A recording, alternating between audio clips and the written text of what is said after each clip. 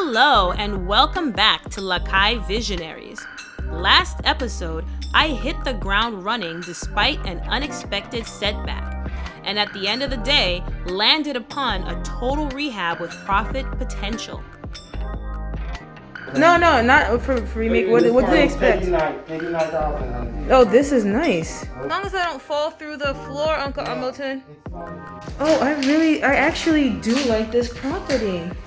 It was a race against time to submit my offer.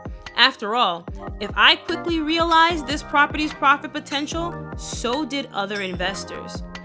We briefly went over the total costs that must be considered when determining whether or not a property will be profitable.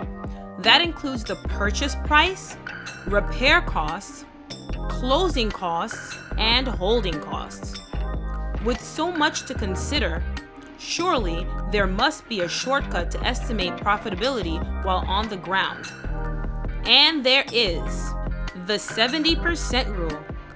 The 70% rule is often quoted by real estate investors in books, websites, seminars, and other platforms.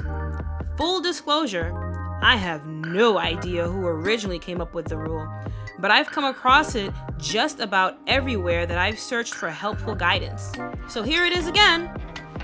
The 70% rule states that the maximum price a fix and flip investor should pay for a property is equal to the repair costs subtracted from 70% of the ARV. The 30% of the ARV that is left over includes your profit, as well as all of the other costs besides the repairs. It's a quick and dirty way to estimate the most that you should be willing to pay for a property when you've got to make a decision fast. Of course, you can modify it based on your specific circumstances and market, like maybe making it a 60% rule if you have to rely on high interest loans in a low-end market, but it is still a helpful tool.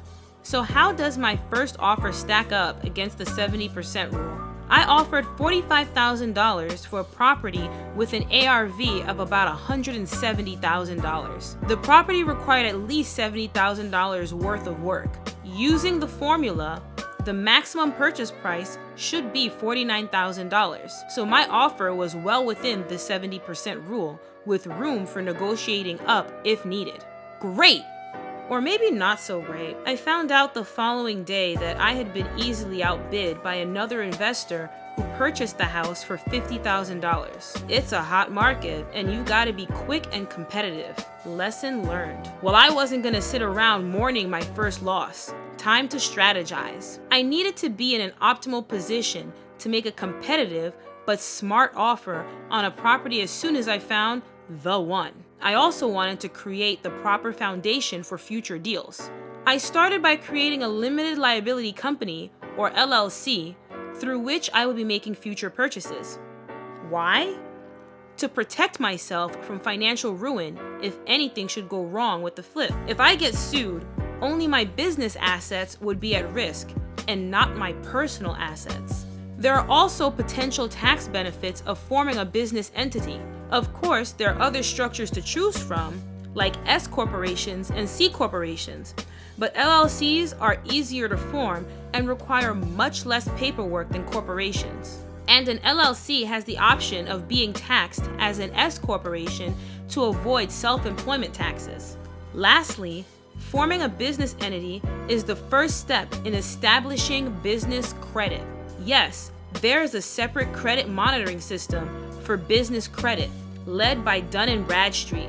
As I progress in my real estate investing journey, having business credit that is separate from my personal credit can create greater financing opportunities for future purchases. Sure, I could have filed the LLC paperwork myself, but with all of the demands on my time, I chose to delegate that task to one of the many online legal companies that can navigate it for you. It took me just a few minutes to do.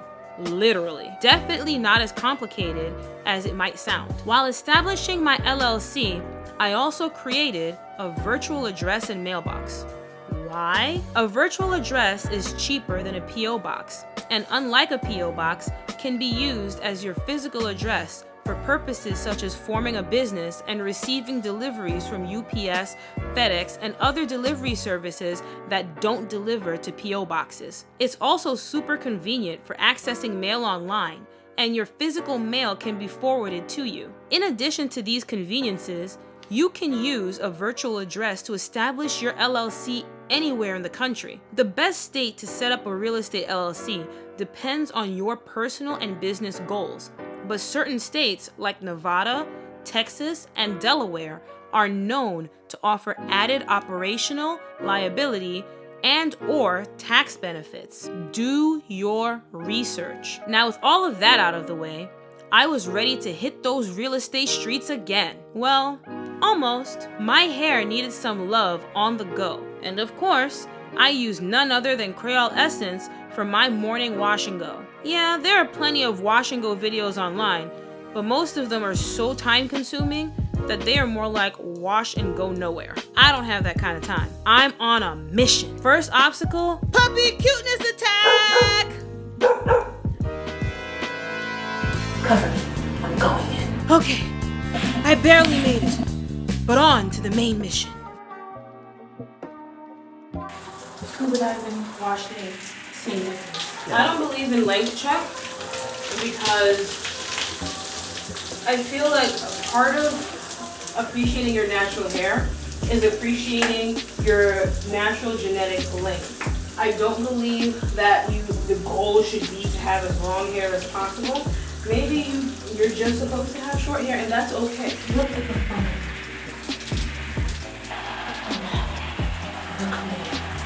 Just love your hair for where it is right now and the healthy factor.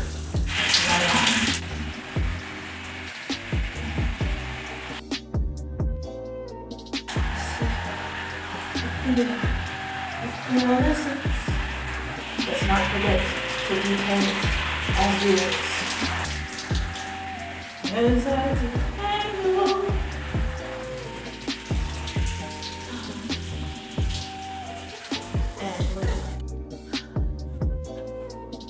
Mission accomplished. After a quick towel dry, I reach for Creole Essence's hair milk. I work on my hair in sections, and since I'm on the go, I just need 4 sections. I moisturize and detangle each section with the hair milk and plait it as I go to keep everything in order.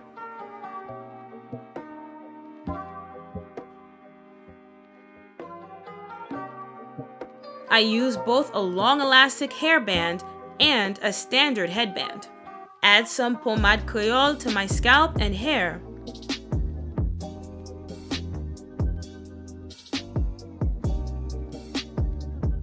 Then undo each braid.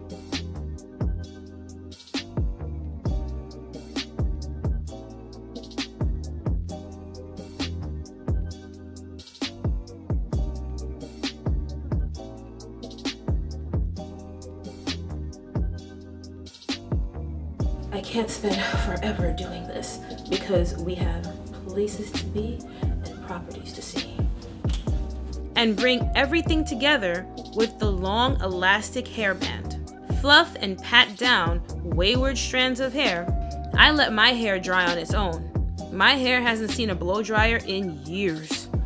Hair will have to naturally dry itself while we're out looking at real estate properties.